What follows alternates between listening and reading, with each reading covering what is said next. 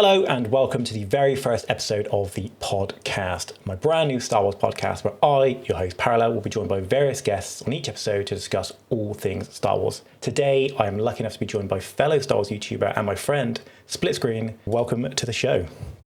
Hello, thank you for having me. My pleasure. So, do you want to give a quick intro of who you are, what you've been doing, and how long you've been on YouTube for? Sure. So I've been on YouTube now for, I think, about, as of us recording this, 8 years to the day, nearly. Long time. So in that time, I've been doing a lot of mostly Star Wars gaming things. Started on like Battlefront 2 from DICE in particular, and since then have gone on to do a lot of other things. People more recently will know me from Star Wars Hunters, which, of course, that's the whole thing. That's pretty depressing. Very sore subject. Yeah, it is. It still hurts many months later. And yeah, I mean, going forward, I'll be doing a lot more sort of film and TV Star Wars, but still, main focus is on the old gaming. So, that is me in a nutshell. Awesome. Thank you very much, mate. And of course, we've become, I'd say, fairly good friends over the last couple of years through the Star Wars Hunters escapade and all the jazz that's gone on there. So just a quick one then for people watching. If you don't know, both myself and Splitscreen were pretty big on the mobile and Switch game Star Wars Hunters, which was a hero shooter of sorts, which unfortunately is going end of life in just over a month or so. We are fortunate enough to have met each other in real life. I've managed to be around Splitscreen's house and, as I said, become quite close friends. It was quite funny that, of all these players in the world that play this game, we happen to live about 30 minutes away from each other. So that's how we've ended up here today with you as my very first guest. Now, I just want to jump into gaming, Star Wars gaming mainly, as that's kind of been both our main focuses, I would say. Sure.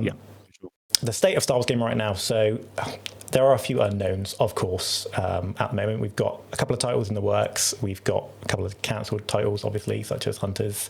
And then there's still some unknowns out there, such as your Star Wars Eclipses and so on and so forth. Yeah.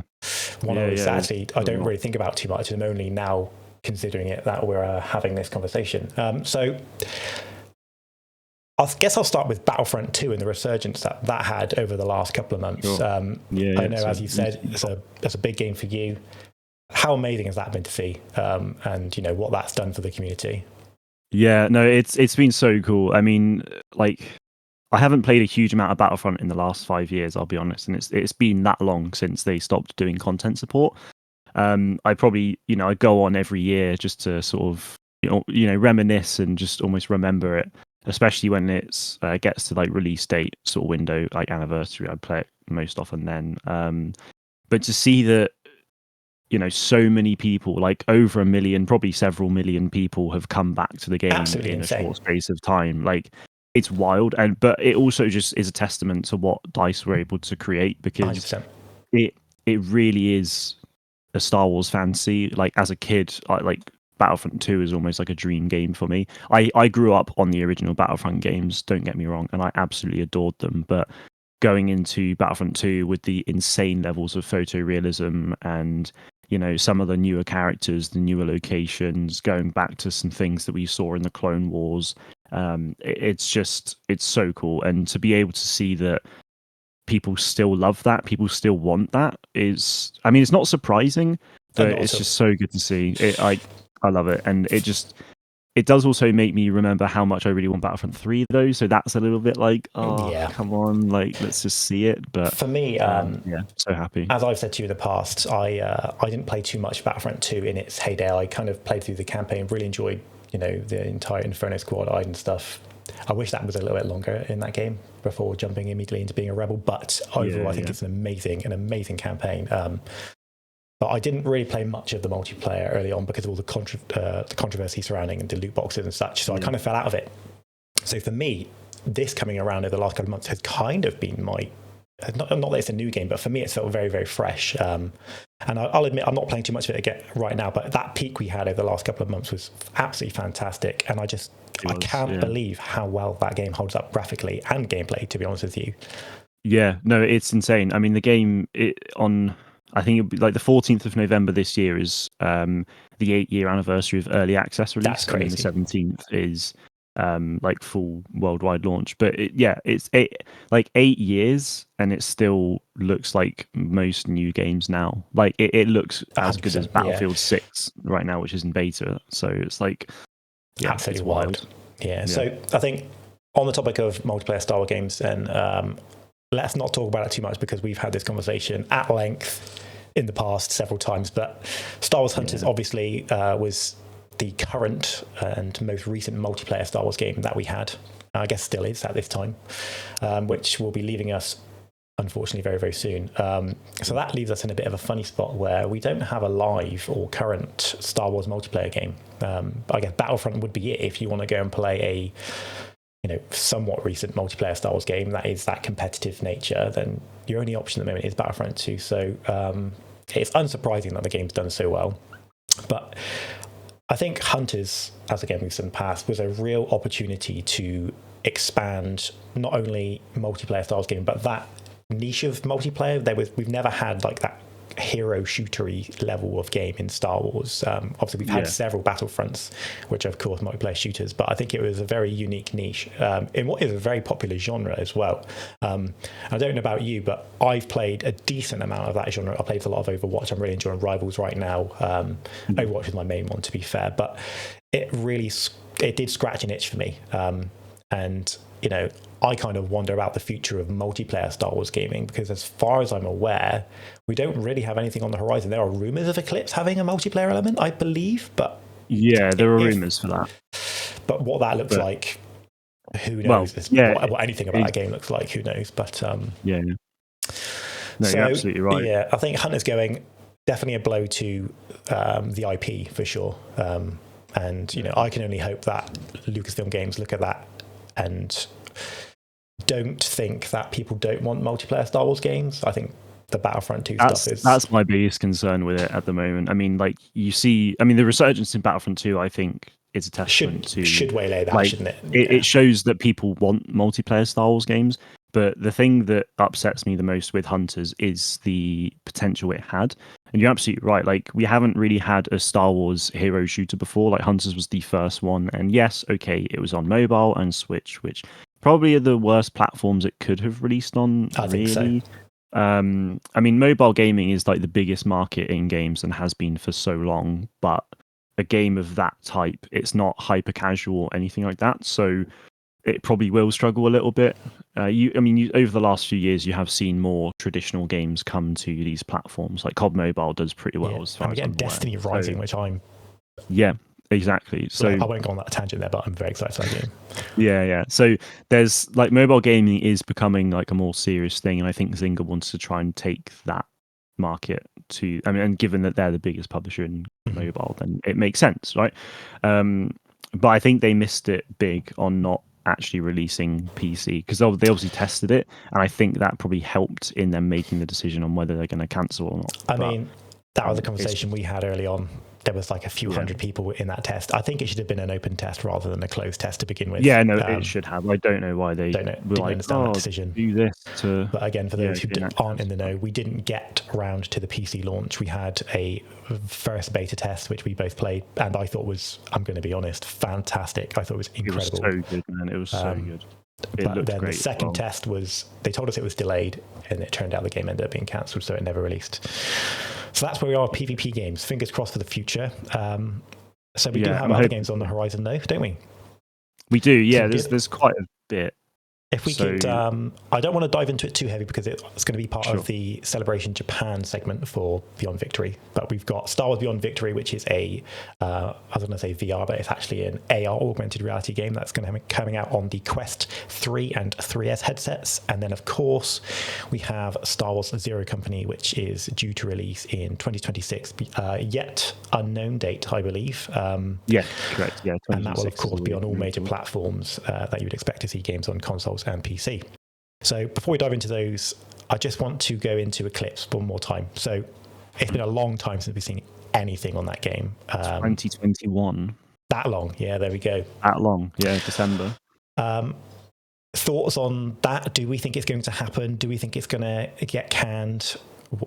Where's your head at with it? Because I personally, there's been that much drought on it. It seems a bit worrying. And I likened it to Jurassic Park Survival. We hadn't heard anything on that game for a couple of years, and we just got like a deep dive onto it yesterday, which looks great, by the way. If you haven't seen it, please check that out. It looks so good. I'll have a look at it. Really good. But Eclipse, it's been very quiet. It has been that long. So the story with Eclipse is a really interesting one, because they revealed it in December 2021 at the Game Awards with this super swanky CGI trailer. It looked fantastic. It does, and it was made by some third party. Yeah, it absolutely does. And so it was like, it wasn't Quantic Dream that made the trailer; it was some like third party studio in France that did it. Blur, was it? No, it wasn't Blur. No. It was some French company. Whoever I think. You are, I don't you know smashed it. But yeah, they did a great job. It was fantastic. But that trailer released more to gain interest in people working on the game and at the studio, because Quantic Dream has come under fire a lot for various reasons, which I don't think we necessarily need to go into. Agreed. But that was a bit of a ploy to get people to work there on the game, and so it was like in very, very early production stages, I believe, maybe even in pre-production still. And since then, they've just been working on it. And that was obviously 3.5 years ago. Over 3.5 years ago now that they did that. So it is still in development. Like every year, there's a couple of nuggets from someone at Quantic Dream that says like, "Oh yeah, we're still working on it. We just need some time, this and that." So that's nice. The initial like rumored release dates around the game when it was first revealed was like late sort of 26 or early 27 sort of time. It's probably then been pushed back to more like late 27, early 28, I would have thought. That's where my mind's at with it. Yeah, I feel like it's going to be a while out. That's where I think it's at. There's also been rumours of it having multiplayer. We know that in traditional Quantic Dream fashion, we'll be able to play as multiple characters and have decisions to make and stuff. But it is going to be more action adventure rather than like quick time events. So it'll be a bit more like, Star Wars Outlaws, Jedi Survivor type of gameplay, which is exciting. And then obviously, with the multiplayer, we have absolutely no idea what that's going to be, if it is happening. If it happens, Yeah, fingers crossed. Before we move on, actually, you just mentioned both the Jedi series and Outlaws. We recently actually had news that Outlaws isn't getting a sequel and that it was cancelled in early development, which I'll admit I was pretty bummed out about, because for me, I really enjoyed Outlaws. I thought the story was fun. That's actually my personal favourite sort of element of Star Wars, is the underworld, the crime, bounty hunters and all that sort of stuff. So for me, it really, that game really spoke to me. So big L there for me, unfortunately. But it's a shame. I enjoyed it as well. We are getting a prequel story, aren't we? By way of a book. Yes, we are. Yes, it will be joining this shelf. I don't know if it's actually visible on there, but it will be joining the shelf behind me. So, I'm excited for that. That's about Andy and Jalen, right? Yes, it is. Yeah, so looking forward to that. How they met. Yeah, I mean, I'm going to go read it because, again, I really enjoyed that story, and anything I can get to expand that for me is a massive win. And then, of course, the Jedi series. So Jedi Survivor, or Jedi, whatever it will be, 3. Jedi 3 currently. Let's call it Jedi 3. Yeah, Jedi 3 is, we definitely know is in the works. We had that update from EA when they had a layoff announcement. They confirmed that game was still happening. They've confirmed it several times over the last, they confirmed it before Survivor released, and then they've confirmed it again. So that's nice. That game and that series, pretty hyped, let's be honest. I think the first 2 games have been absolutely fantastic. I personally thought Fallen Order was slightly better the 2 games. It might have just been because it was fresh, but I'm giving them both like solid 9.5 out of 10. They're both fantastic. Great games. So do you think when that game comes out, are we expecting that to be the end of the series, or do you think Cameron Monaghan will ever appear in live action? Interesting. Yeah, I mean, there's been rumors of Cal Kestis appearing in live action and various other bits. He actually, yesterday, the new season of Rebuild the Galaxy got a trailer, and Cal Kestis is appearing in that.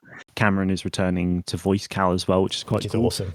Awesome. So I need to watch season 1, but I'll definitely watch them now, though, that he's going to be in it.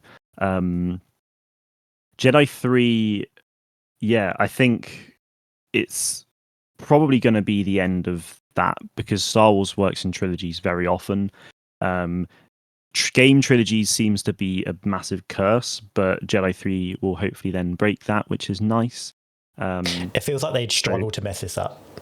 Yeah, I think so. I mean, with the success of these last two games, I think Jedi 3 is going to be massive. I think they'd end the series there, but I don't think that necessarily means that's going to be the end of the whole franchise, because I think Cal could easily return in other ways. I mean, with Cal being such a big figure in because of the games, if you then make a TV show based on him, so many people will watch that. I think they know that from that. He's a pretty good actor, right? He's no, he is. Yeah, he's been in a lot of things. I've not seen him in too much. I saw him in Gotham, where he played. Yeah, I saw him in Gotham. He wasn't exactly the Joker, was he? But he was. No, he was a Joker-like character. And he was very good. He was very good. He was. Yeah. He also seems like a pretty genuine guy who loves Star Wars. I saw him on stage at Celebration London. Yes, on the live stage. Yeah, I saw that too. Yeah. Which is just, but we met actually, or started talking, I think, as friends. So yeah. But he came out obviously with his little poncho on, and he seems very, very invested in not only the Star Wars universe, but also with making sure the fandom are suitably hyped and excited for things that he's doing. So I think that's very, very good. Now, I think so. I think that's a good segue into the next part of the show, which is Celebration Japan. So Star Wars Celebration Japan has wrapped up 2 or 3 months ago now. You were lucky enough to be out there. It was actually about almost 4 months ago. Almost 4 months ago now. Crazy. Well, there we go. Time flies, hey? Time flies. So it does, yeah. You were lucky to go out there with some friends of yours. You were lucky to meet some friends out there. I believe it was your first time ever going to Japan. It was, yes. So first and foremost, before we dive into actual celebration itself, how was Japan and the venue? Japan itself is unreal. Like, if it does I'd never really thought I'm going to go to Japan. Like, let's go do it. Like, you hear loads of people say that, and I'm fairly fussy with when it comes to food, so I was a little bit worried about that, and that's not something that draws me to Japan. I'm not crazy big into anime either, so I was just a bit like, when I'll be honest, when I first heard that Celebration was going to Japan, I was a bit like, oh god, I've got to go to Japan. I'm not sure how I'm going to do here, but that's fine. Like, it's an adventure. It'll be great. And I've left there just wanting more. Like, it is without a doubt. You'd go back? 100%. It's the best. It's the best place I've ever been. I've not been to that's amazing. A load of countries, I'll be honest, but yeah, Japan is incredible. It is so clean. Everyone is super friendly. Everyone that I met was super friendly, and the food was fantastic, and I miss it. I really do. I'd love to go back. It's a strange feeling, isn't it, when you've been, and I'll talk about this when we get into some of the LA stuff later in this chat, but it's a strange feeling when you leave somewhere that you sort of almost fall in love with so much, isn't it? And I'm sure you've spent a lot of time reminiscing and thinking about it. Yeah. So I mean, editing? Yeah, Japan was cool. Yeah, editing the podcast, not the podcast, the vlog for it as well. I was just like, taking me back. I'll be sure to drop your vlog link and channel links below as well. So Splitscreen did do a very good vlog. Actually, I really enjoyed it, of his time at not only Celebration Japan, but you also did a couple other bits there, didn't you? Just the whole trip, we were and the Harry Potter Studio. So I'll put a link down below for that for you, mate. Very much worth a watch. So then, Celebration itself. Obviously, you attended London prior to that. If you had to compare the two, I think I might know the answer based on the fact that one was somewhere you just said you loved. But if you had to compare the two, not necessarily what was better, what felt like what captured you more? Yeah, it's an interesting one. I mean, my experiences with London and Japan were so different in that with Japan, I had VIP tickets.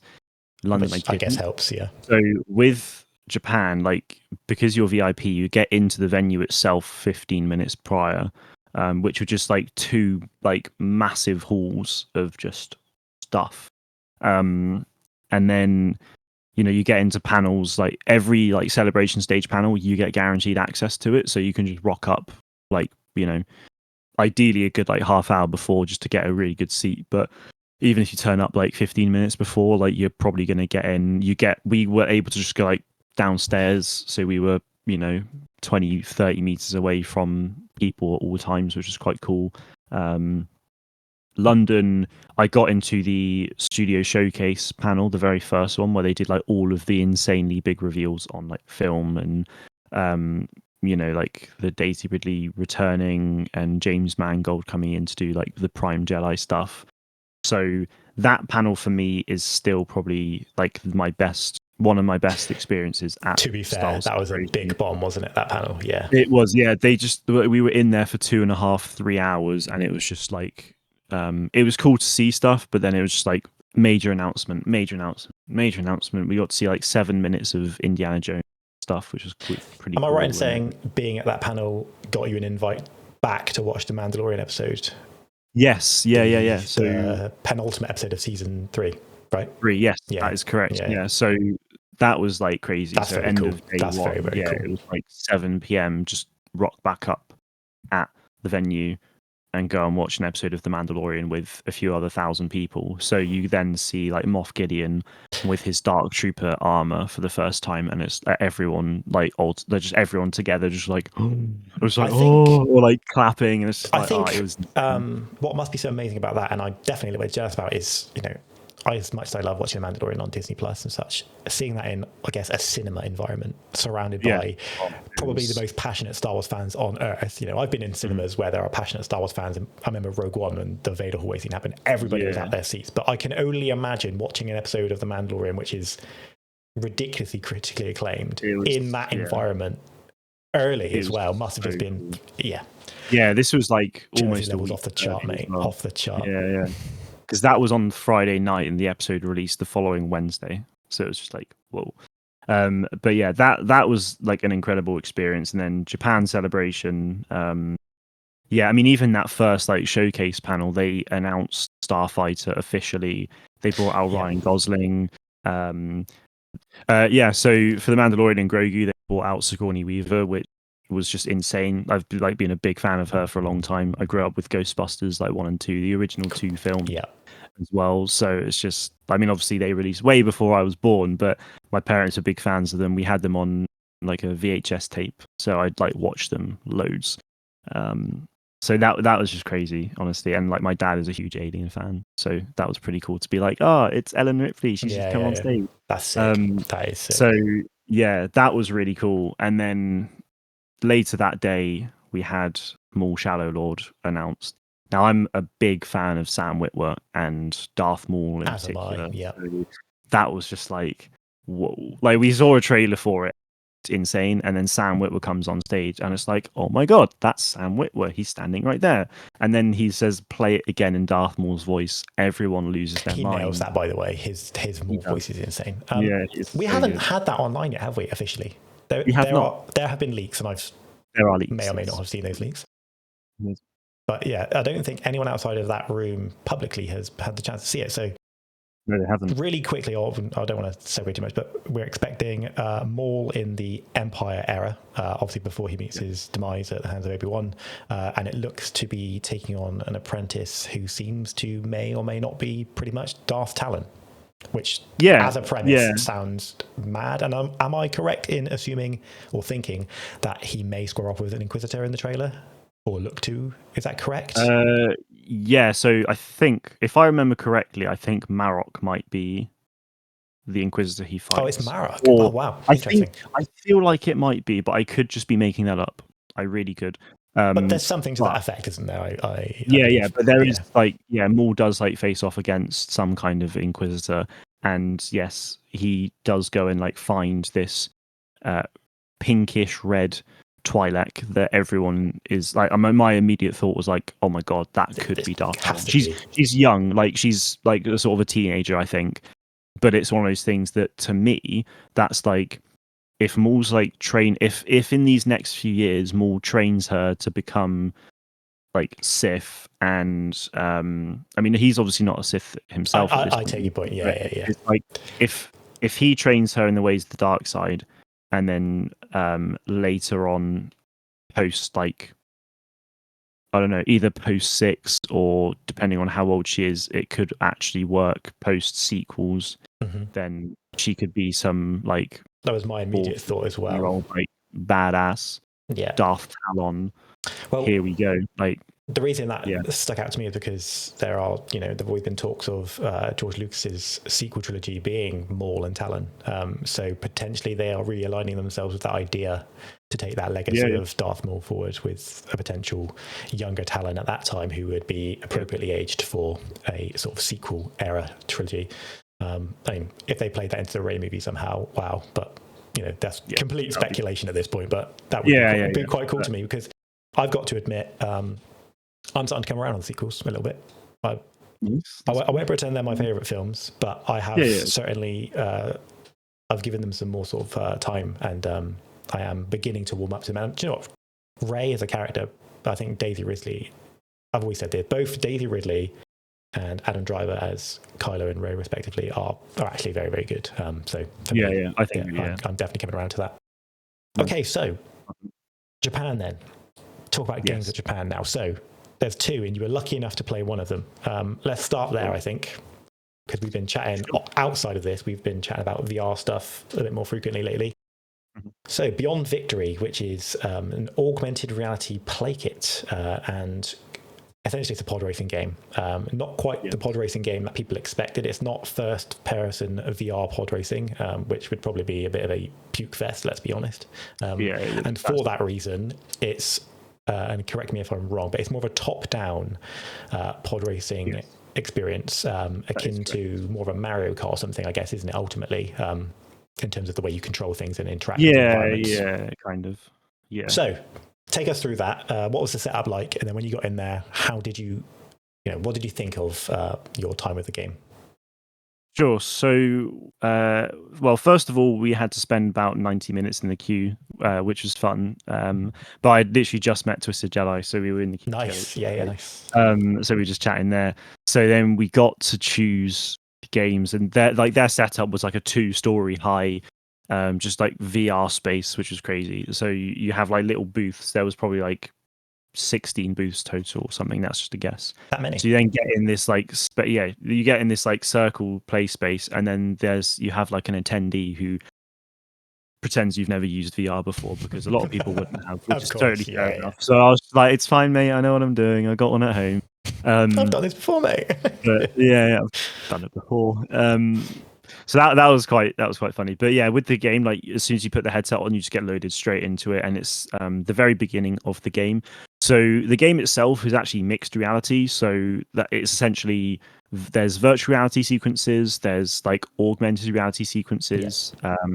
So that's like the whole mixing of the two. So you actually start off in a virtual reality space where you're inside this like pod racer garage, which is really cool. You can like walk around, you can like pick up the odd little bit and bob. Sebulba walks in with this other like bounty hunter. I can't remember her name now, but she's in the comic, and that's a whole thing. And then you basically to race for them, and if you win or you do well, then carry on with them. And there's a whole storyline there. I won't like go into spoilers really, and I honestly can't remember it too much. But once you then exit the garage, it then turns into this like diorama set. So it's like a flat piece with like wall and wall, and then you're watching like a cutscene play out here, which actually I really liked that. I thought that was really cool. And that was AR, that was augmented reality at that time. Yeah, so that's like an augmented reality. So at that point, I can see everything around me, but then there's just this like diorama set, like that I'm taking watching place in front of you. Yeah, exactly. Yeah, which I just actually thought was quite cool. And then after that, you go into a race. Now, the racing itself was interesting. It was actually quite difficult to control. It was like 2 or 3 laps. It's quite fast, and this is augmented reality as well, right? So you're in, again, it's like a square, which you can like. There's a handle on the side closest to you that you can like drag up and down and so on. To move the playable space. Yes, you can move the playable space. As in the track itself, you can bring that up and.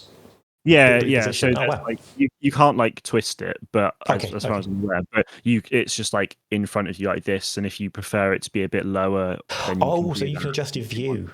Yeah, so it just helps with the angle slightly. Gotcha. Nice. Which I didn't actually really play around with at all, but I think if you have limited time there, low, right? yeah, but I think if you have it lower, you see slightly better in front of you. But the problem with the game at the moment, I really hope they sort of fix this or like add it as an option, is that you cannot see a lot in front of you at all. So I found that I'm meandering through the track, but I have no idea what's coming next, so I can't anticipate anything. So I was then left sharp turn. I'm like, oh, that's a turn, and like you don't have enough time to compute that, so you just like go straight into the side of a wall, and it was like, oh, okay. And I think because we only had like 2 laps and that was it. It's like lap 1, make loads of mistakes, try and remember the track, and then lap 2 is like, oh yeah, there's a turn coming up here. So you can learn the track, but it does make it difficult. I guess I'm hoping though, you don't want your first lap of every different track you play just to be full of crashes, do you? And I think no, exactly, yeah. That as a gameplay experience, that's not ideal. No. So I'm hoping they adjust it so that you can see further ahead, or even if like there's just a track map that you can see. Like if you're looking down on the play space, like in front of you, there's a track map that you can just like see what's going on, because otherwise, I think people will really struggle with it. Yeah, and that's something. Sorry. No, go ahead. I'll let you finish. I was just going to say, but like ultimately, like I really enjoyed my experience with it, and I'm just very excited for more, because I've been waiting for more VR for nearly 4 years. I think the DLC for Tales from Galaxy's Edge released in like a month's time 4 years ago. Wow. So it's like, yeah, a long time now. So what you've just said is actually echoed by both. Well, you said it. Sammy Boy said it in his video on the game, and so did Azatru. So it's clearly something that people are finding, which I guess is why they do these things, so to get that feedback. Yeah, no, exactly. It's in early development at the moment, so it was a good opportunity for them to actually get it in people's hands, get people excited about virtual reality, because I think it's an underused space. It's still there's still that barrier of entry, isn't there, which is having a headset, and for that game, it needs to be a Quest 3 or 3S, which are not cheap pieces of gear. Not the cheapest thing. Yeah, absolutely. But I'm pretty excited by one, Sebulba coming back, because I always enjoyed Sebulba as a character. I really hope we can use his pod racer at some point. I need to hear that washing machine noise that his pod makes.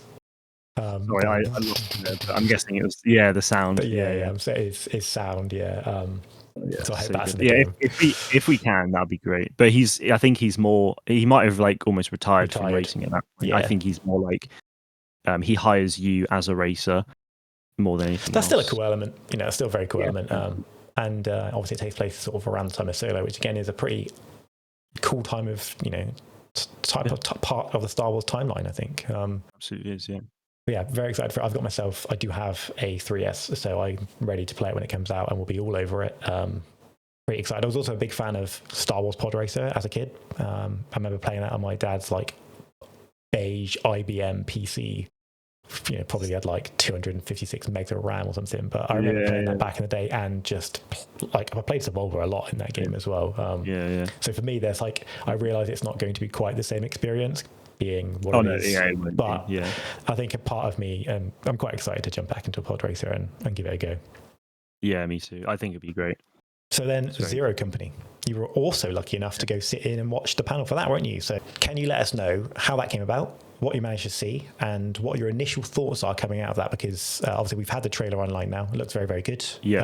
We know it's going to be a Clone Wars era game.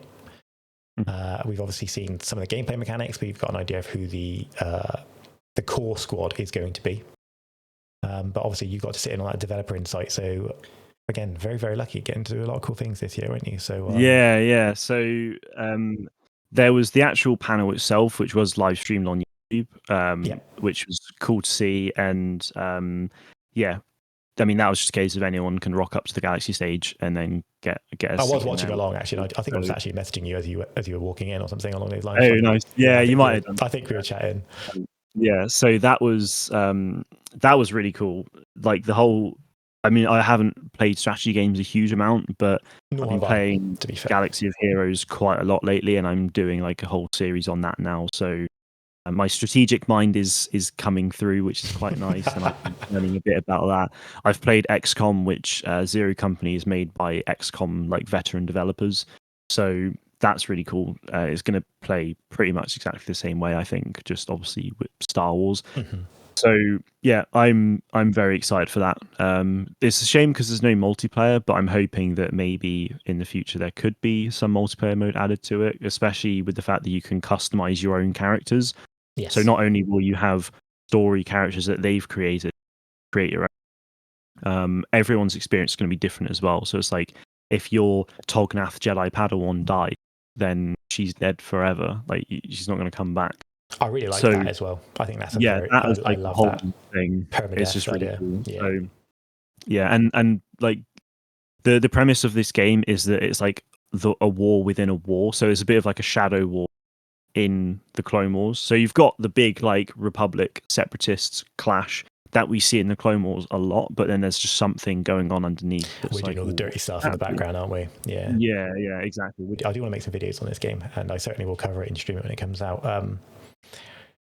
It looks like we're getting a pretty extensive galaxy map, and that makes me think of what locations and potentially even characters could we see that we know from existing Star Wars canon. To me, the obvious ones that jump out are your Anakins, your Obi-Wans, Rex, Ahsokas, and so on and so forth. But I think given that the game is meant to be this sort of underground shadow, as you say, shadow war within a war, we could see some like really like obscure characters pop up in this game.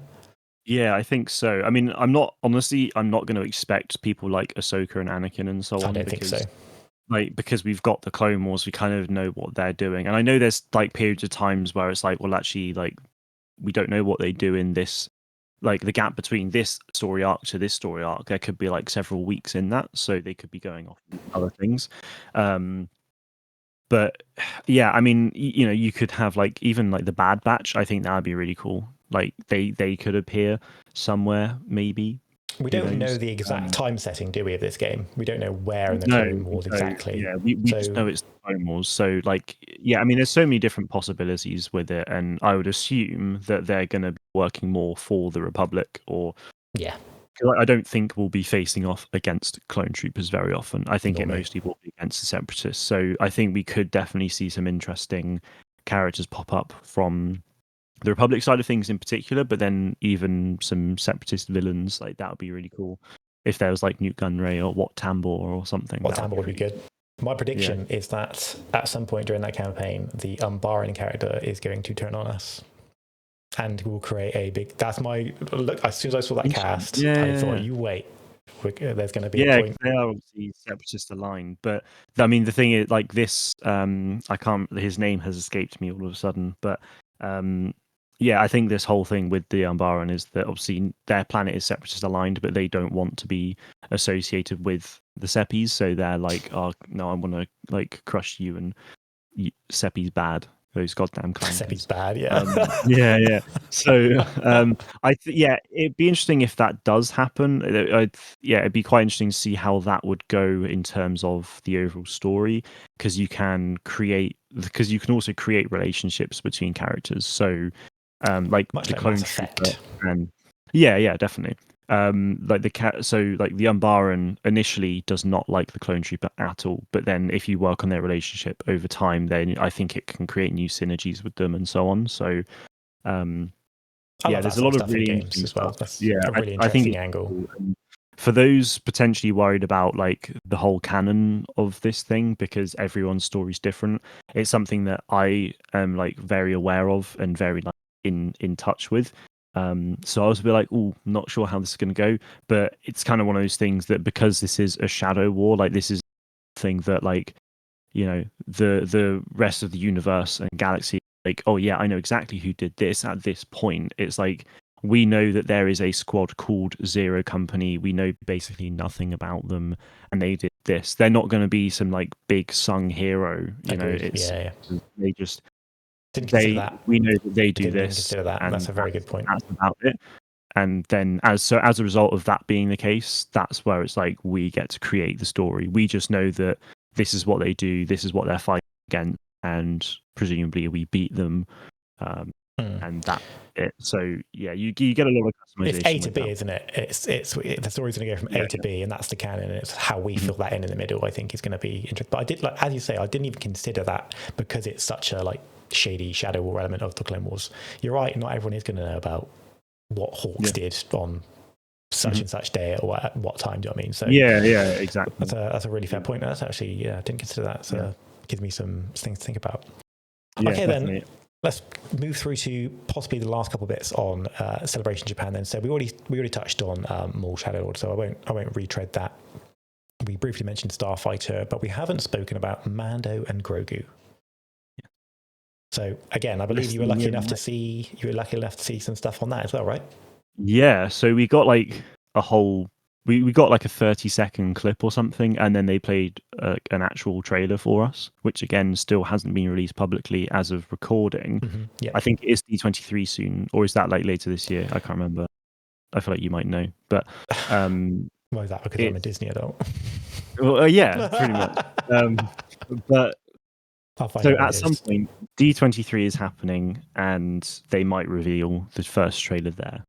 They have Pedro Pascal on like a poster twice, or a news article did anyway, because Fantastic Four and it's in a couple of weeks. It's August 29th to 31st, so you're right, very, very soon. There you go. Yeah, very soon. So depending on when Disney this goes up now, then yeah, always, mate, always. So they could reveal the first trailer there. I feel like that might be a decent time for them to do that. They have done Star Wars stuff at D23 in the past, haven't they? So yeah, I mean that's why they announced Andor and Kenobi. So yeah, exactly that. Yeah. God, that was a long time ago. Did you see the little BD droids? Did they have them there? The little remote control they BDs? came out on stage. Yeah. That was so cool. They've been parading those around. They had them at I think they initially showed them at South by Southwest in Texas. That could be wrong. Anybody who sees this can correct me if I'm wrong, but I believe Jon Favreau showed them off there. Then they have been pottering around both Disneyland and potentially Disney World. And they've also now been to Paris they've got that new... God, the name escapes me. The new lounge. There's a new lounge in Disneyland Paris, basically underneath the X-Wing. I made a video on it, and I can't remember the name, but yes, it's underneath the X-Wing before you go to Star Tours, and you can see them there as well. That's cool. So they have obviously supposed to have a role in the upcoming Mando and Grogu movie, and they do. Yes, they do have a role. There's an Anzellan that's also linked into that. Yes, there is. Yeah. Like the Anzellan was on one of them. That's the DDX droids. Yeah, I think repairing it or something maybe. I think they're aligned like the New Republic, and we saw like there was a photo. They like released a behind the scenes photo who in the film is playing like a New Republic general, but you see her in like that orange X-wing jumpsuit with a couple of the BDX droids around, which is really cool. So we might see her jump in an X-wing and blow some stuff up, which is really cool. So that would be cool. So Mando and Grogu, then obviously we've had season 3 of The Mandalorian. Where's your head at? Do you think this is the end of that, or do you think this is just the next step in the Mandalorian franchise? I think it's just the next step, because we know that Dave Filoni's working on a film that will like culminate this whole Mandoverse together in like a climactic event. So I think this film is just a way to ultimately just a way to get people back into the cinema for Star Wars. I think which we need. I think. We definitely need that for sure. I mean, if Mando and Grogu does well, and then like you get the Rey film, actually it'll be Starfighter next. If those two films can do well, then like when the Rey film comes out, there's going to be so much more hype around Star Wars films again, and I think that will just help propel that. So I can see like the thinking behind all of it. I think Mando Grogu is just it's that side adventure almost. I mean, it'll progress the story, of course, but I think it could be the Mando Grogu and then Ahsoka season 2, and then after that they could do the Dave Filoni film to like piece everything together. I don't know. That's how I assume it's going to work. I think that's quite far off though, isn't it? Like as you say, we need to get through Ahsoka 2. The Mando film needs to happen. Yeah. So both of those next year. So I mean, it's like they decide to loop in.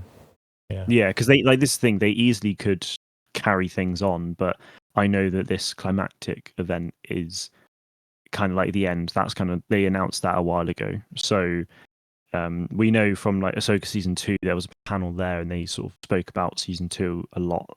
And we know that in season 2 of Ahsoka, there's going to be a big battle between Thrawn and his army and Admiral Akbar with Home One in like a big space battle, and the New Republic. Yeah, so we know that that's going to be a thing. That's going to be so good. Yeah, I can't wait for that. But then it's just like where do things go next from that? We'll obviously just have to wait and see. But yeah, I feel like those two things could be like the closing stages of Mandoverse. But we'll see. You never know. Yeah, I mean, I also agree. I don't think that the movie will be the end of what we see at the Mandalorian. I don't know if we'll get another series or not. I would hope we would. I really enjoyed the Mandalorian as a series, but whether that does happen or it does just tie into the overarching movie, again, it remains to be seen. But I'm actually really quite excited for that film, I must admit. I think, as you say, some of that might just be wanting to go back to the cinema to see some Star Wars. I mean, I jumped at the opportunity to go watch Episode 3 in the cinema again. I mean, you just can't beat it, can you? For me, that as soon as you get the opening crawl into the Star Wars logo with the theme, dude, it's just like, takes me away every time. I remember that, like, when I went and watched The Force Awakens, that was my first Star Wars film in the cinema. Oh, really? Oh, wow. Oh my God. Yeah, wow. I mean, I was like 5 when Revenge of the Sith came out. Just about. So I was, yes, I think my parents were probably just like, we won't bother taking them to watch it. Or like, we were big Star Wars fans at that point, but they probably didn't want us like. Yeah. Episode 3 was my first one. I was too young for episode 1 or 2. So I had to wait until they came out on VHS back in the day to watch those. But my dad had let me watch 4, 5, and 6 prior to their release. Then I couldn't go to cinema because of my age, but then did eventually watch them. Then I remember going to see episode 3 for the first time, and I must say, dude, go back to rewatch it recently because my cinema was packed. It felt like it had just come out again. It was insane. Insane. But a lot to look forward to in terms of the stuff out of Celebration Japan, which leads us into the very next Star Wars Celebration, which will be held in Los Angeles, California, April 1st to 4th, 2027. Again, me and you have spoken at length about this. Outside of this, I know you're very excited. I'm very excited. Just to sort of lay some groundwork, LA for me is my favourite place on Earth. It's my favourite holiday destination. I've been there numerous times. So in my mind, I was kind of hoping, I guess not hoping, but I was thinking it was going to be Anaheim, which it has been held at before. Has been very many times. Yeah, and I actually missed it. Not the last time I was in LA, the time prior to that, I was in Anaheim the very first day of celebration. But I was flying home the same day in the evening, and I couldn't make it work. So it's returning to Los Angeles as opposed to Anaheim in the Los Angeles Convention Center, which is downtown LA, a fantastic venue. I've been lucky enough actually to attend that in the past for E3. I managed to attend. So I've been there a couple of times, and it's a massive venue. It's got good facilities. It's laid out well. I think it'll be. I can't compare it to Japan, but I think it'll just venue alone and location alone. I think it'll be better set than London was in the XL. I think the layout of it over there is very, very good. Obviously, Los Angeles is a cool destination, and then you do have Anaheim just down the road if you want to go to Disneyland in your trip out there. Which is my plan, is to fly out to LA, enjoy that, and then probably make the most of the next couple of days and do Galaxy's Edge in Disneyland just down the road, which I think is. Could you possibly fly out to Los Angeles, go to Star Wars Celebration, and then not go to Galaxy's Edge? Yeah, you can't. Is that possible? You have to make it the best Star Wars holiday ever, I think. So what's your thoughts on LA for 27? Are you said your initial thoughts to Japan was a bit like, oh no, but when you saw LA, what was your initial reaction to LA? Yeah, I mean, it was just elation, really. I mean, I knew it would be. Yeah, I knew it would be in the US somewhere. I kind of assumed it would be Anaheim again, just because they've been there so many times. But I think they chose the LA Convention Center specifically because it's fairly close to the George Lucas Museum as well. So yes. It's probably like inclines people to go there a bit more as well, which I will definitely look at doing. Agreed. So no, I'm really excited. I've never been to before. I've only been to Orlando and New York in America. Going back to Orlando in a couple of months, exciting. So that's awesome. Being able to go West Coast will be really cool. yeah, just I mean, there's so much to explore there, so we'll definitely get there before the event. Take some time to explore, have celebration, probably have a couple of days after as well to stay around and explore even further.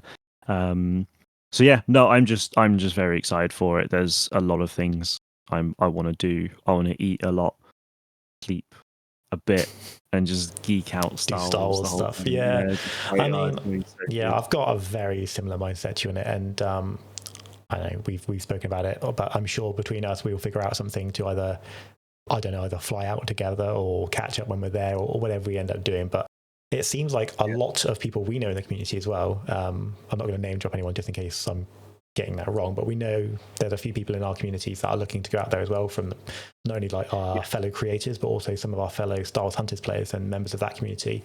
So in my mind, it feels like it's going to be like a really full circle moment to like. It really will, yeah. It's going to be so good, man. Catch up with some of our Hunters friends that we believe may be there. Unfortunately, the game won't be there, but the community will persist. And then again, potential some of our content creator friends as well. So I think it's set to be a very good event, not only in itself, but for us particularly. I think it's going to be really good fun. Then again, if you're planning on doing Disney and such, I'm sure that's something we may possibly coordinate or whatever, and it'll be really, really fun. But it's very close to the release of Starfighter, isn't it? It is, yeah. So it literally happens. So like start of April is Celebration, and then towards the end of May, Starfighter. Is Starfighter release, which is really cool. So I imagine we'll see a trailer and probably even like an actual scene from that film as well. I think it'll be featured heavily, and I would imagine the LA Convention Center, there's two entrances to it, because it's like two sections of a causeway in the middle. Yeah, it's just a big. On both sides of the entrances, there's like massive sections where you can put up like advertisement, and then all along the causeway on the outside, I can only imagine that's going to be completely chock full of Starfighter stuff. By then, I'm sure we will certainly have key art, and we'd have seen some trailers. So I think it's going to be a good one.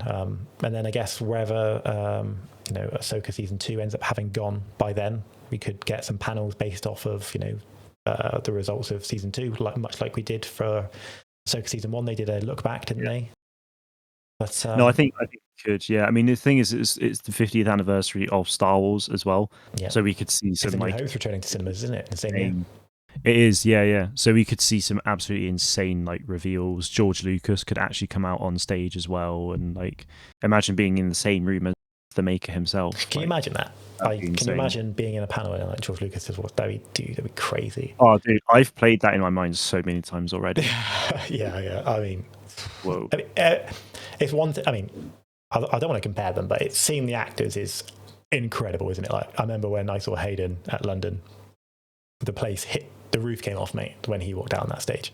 Yeah. But I think for a lot of people, George himself is quite special. So I think that celebration, that would be a pretty momentous thing to experience. Yeah, I think so. I think it would be amazing. Very excited. Yeah. So Celebration Japan then, not Japan, sorry, Celebration Los Angeles. We're expecting it to be a big one. We're expecting some news. Let's talk about some games then that we think we could see by then. We've talked about some games for Japan. So obviously, between now and then, we would have had the releases of Beyond Victory and Zero Company.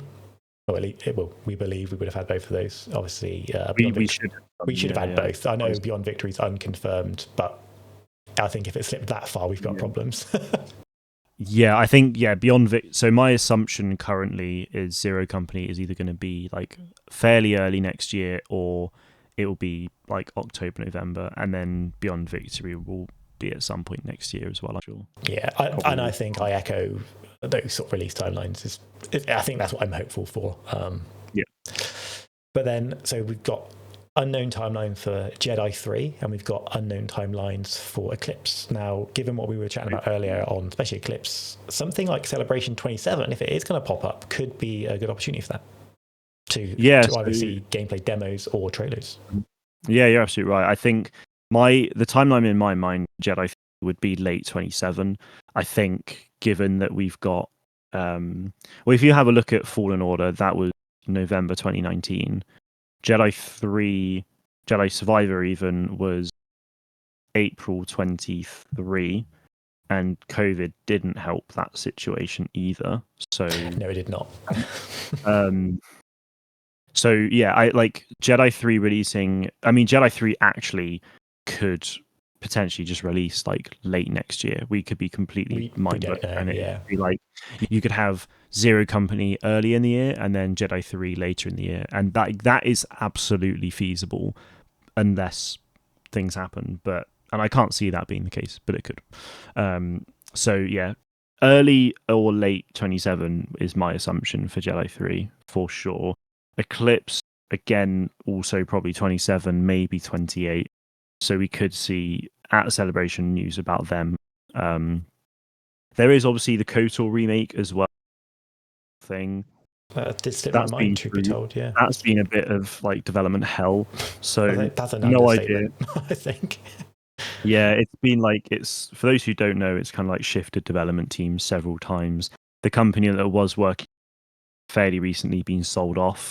And then I say fairly recently, I think that was almost been our whole, because I saw that news when I was on the bus, and I have a car again now, so that was like September last year.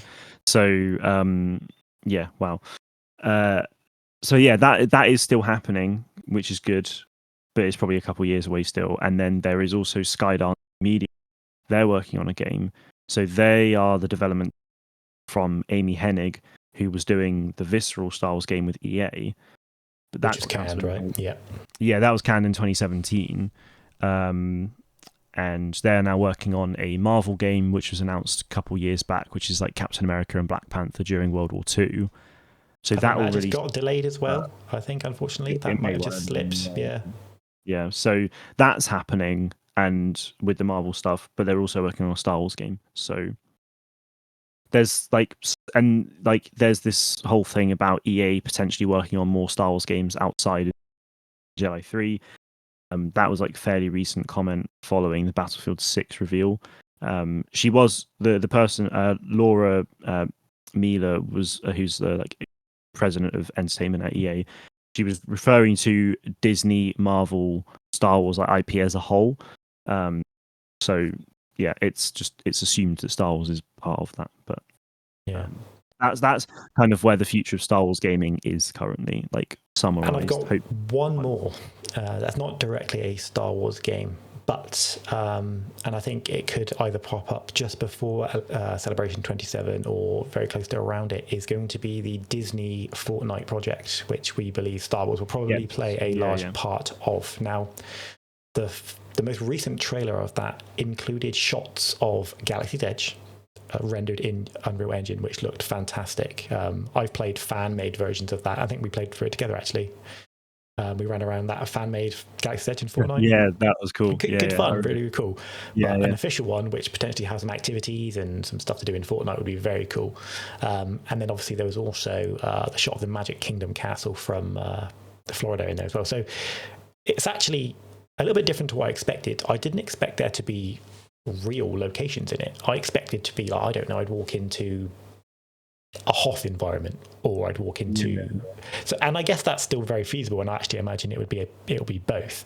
But I think as someone who enjoys the parks, very, very cool to be able to have that in a digital form that I can access and play around in, and then also the possibilities of the whole Disney Fortnite project and what that could do for Star Wars gaming, and sort of a social element is, unbound possibilities. From what we're being told, is to expect a digital Disney park. Yeah, pretty much. I mean, like that first sort of like key art they revealed when they thing. I mean, that was even a couple of years ago. It's been a couple of years, insane. Yeah, you could sort of see like Galaxy's Edge. There was like Hoth and so on. So I think like my expectation of this is like, yes, like at a base level, we'll be able to like walk around like various Disney park type environments. But from there, we can go and experience like Star Wars games and stuff. Like mini games. Like you could go and take part in like the Battle of Hoth, maybe from a Fortnite perspective. Using your peely banana skins and so on. Like it'd be a bit weird, but we'll be in the Star Wars environment, and yeah, for sure. And yeah, that works really nicely. I really enjoyed that. So.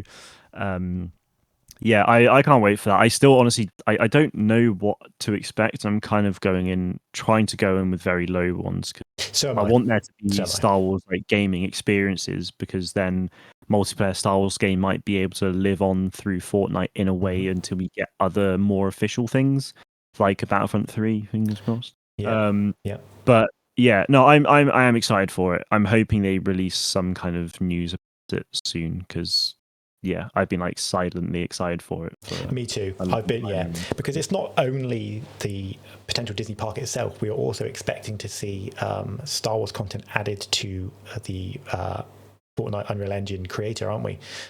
Yes. People, as you say, people may be able to create full Star Wars game modes to help Star Wars multiplayer gaming live on in Fortnite, which to me again is what an awesome prospect that is. Yeah, as an opportunity.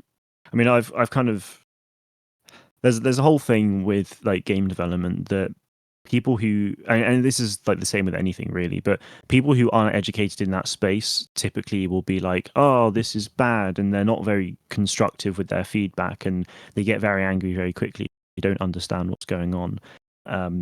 But the opportunity that Fortnite and Epic Games have created already with like the Unreal Engine Fortnite editor, and even just creative, just allows people to create experiences and educate themselves on like game development processes, which is just really exciting. And just just an objective win, mate. It's like, it's such a big win, but also just being able to provide the community with like prefabbed assets that means that they don't have to do a lot of the crazy hard work. They can just like mess about with like Lego bricks essentially. It's just an amazing experience. It's just an opportunity is so cool. So the fact that we're going to get Star Wars sets can play around with, so cool, create their own Star Wars experiences, like that's just, for me, that's like my actual real world life and my Star Wars YouTubing life combining together, which is like, that's really cool to me. So yeah. And I know we actually, in fact, I was sat in your chair right there, and This very we chair, had a little play around with the Unreal Engine Fortnite editor, and I certainly don't have much experience in that realm, but to be able to have that possibility for people who do have much greater experience than both me and you to create some magical things is awesome. As you say, it does open the door for people like, I could go and learn it. I could put the time in, and you can learn a lot these days by looking at online tutorials and just putting the grind in. So I think we will end up getting some pretty amazing Star Wars content out of the back of that. I think it will be something to look forward to. Yeah, absolutely. Well, mate, I think that's going to about wrap this one up. Amazing. Well, thank you very much for having me. Well, no, thank you. Thank you so much for coming on and being my very, very first guest. Also thank you for, I guess, helping me get here in the first place. Split has helped me a lot with my own YouTube journey, a lot of advice and time that he's put into helping me out. So it is very, very appreciated, mate. And really good to chat to you, and really great to be here. What I'll do is I'll make sure I drop your links down below, including your Celebration Japan vlog, so people can go check that out and go subscribe to you if they do manage to catch this episode of the podcast. But anyway, for now, I've been Parallel. I've been joined today by Splitscreen. It's been a pleasure to have you guys watching, and I'll catch you in the next one. Cheers.